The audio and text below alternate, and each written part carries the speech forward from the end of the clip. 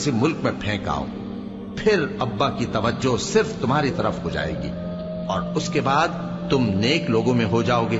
ان میں سے ایک کہنے والے نے کہا کہ یوسف کو جان سے نہ مارو، کسی اندھے کنویں میں ڈال دو کہ کوئی راہگیر اسے نکال کر کسی دوسرے ملک میں لے جائے گا۔ اگر تم کو کرنا ہی ہے تو یوں کرو۔ یہ مشورہ کر کے وہ اپنے والد سے کہنے لگے کہ ابا جان، کیا سبب ہے کہ آپ یوسف کے بارے میں ہمارا اعتبار نہیں کرتے؟ حالانکہ ہم اس کے خیر خواہ ہیں، کل اسے ہمارے ساتھ بھیج دیجئے کہ خوب میوے کھائے اور کھیلے کودے، ہم اس کے نگہبان ہیں۔ انہوں نے کہا کہ یہ امر مجھے غمناک کیے دیتا ہے کہ تم اسے لے جاؤ، یعنی وہ مجھ سے جدا ہو جائے، اور مجھے یہ بھی خوف ہے کہ تم کھیل میں اس سے غافل ہو جاؤ اور اسے بھیڑیا کھا جائے۔ وہ کہنے لگے کہ اگر ہماری موجودگی میں کہ ہم ایک طاقتور جماعت ہیں اسے بھیڑیا کھا گیا تو ہم بڑے نقصان میں پڑ گئے۔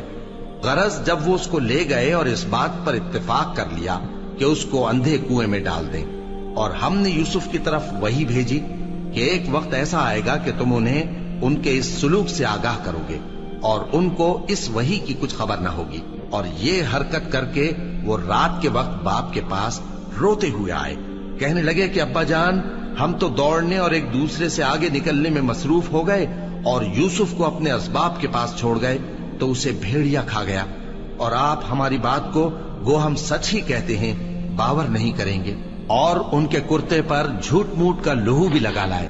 یعقوب نے کہا کہ یوں نہیں ہے، بلکہ تم اپنے دل سے یہ بات بنا لائے ہو۔ اچھا، صبر کہ وہی خوب ہے، اور جو تم بیان کرتے ہو اس کے بارے میں اللہ ہی سے مدد چاہیے۔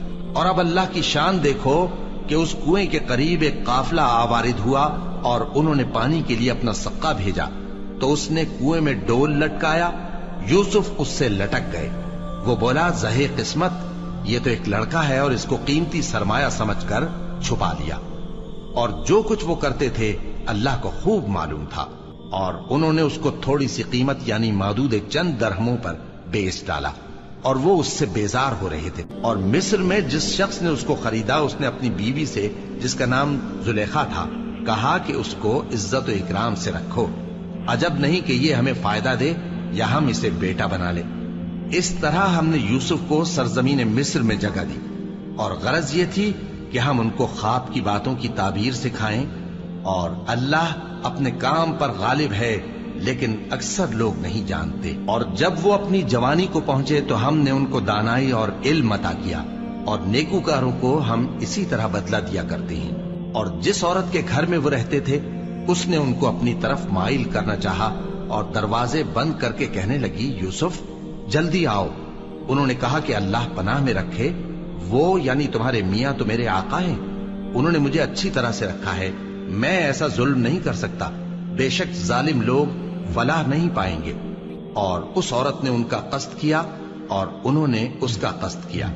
اگر وہ اپنے پروردگار کی نشانی نہ دیکھتے تو جو ہوتا سو ہوتا۔ یوں اس لیے کیا گیا کہ ہم ان سے برائی اور بے حیائی کو روک دیں، بے شک وہ ہمارے چنے ہوئے بندوں میں سے تھے۔ اور دونوں دروازے کی طرف بھاگے، آگے یوسف پیچھے زلیخا، اور عورت نے ان کا کرتا پیچھے سے پکڑ کر جو کھینچا تو پھاڑ ڈالا، اور دونوں کو دروازے